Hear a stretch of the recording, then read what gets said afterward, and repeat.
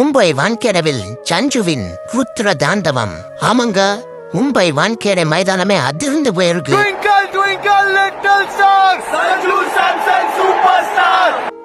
இங்கிலாந்துக்கு எதிரான இரண்டாவது அரையிறுதி போட்டியில் இந்திய அணி தனது அசுர ஆட்டத்தை வெளிப்படுத்தி 253 ரன்கள் என்ற இமாலய இலக்கை செட் பண்ணி உள்ளனர். சேத்தன் சஞ்சு சாம்சன் போன மேட்ச்ல காப்பாத்தினார்னு பார்த்தா இந்த மேட்ச்லயும் அவர் தான் நம்மளை கரை சேர்த்திருக்காரு. அடிச்சு இங்கிலாந்து பவுலர்களை நொறுக்கி எறிஞ்சிட்டாப்ல.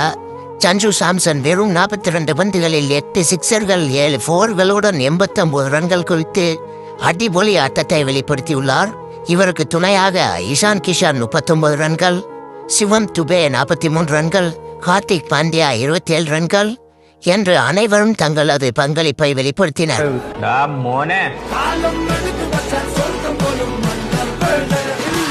இன்னைக்கு வான்கேட மைதானம் புல்லா ரொம்ப வளைஞ்சிச்சு.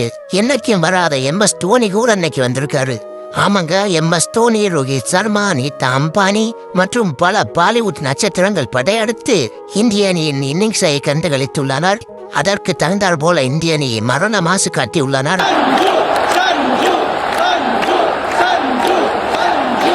எப்போதும் செகண்ட் இன்னிங்ஸ் பார்த்துட்டு தான் நம்ம வெற்றியை சொல்லணும், அதுதான் நல்லது.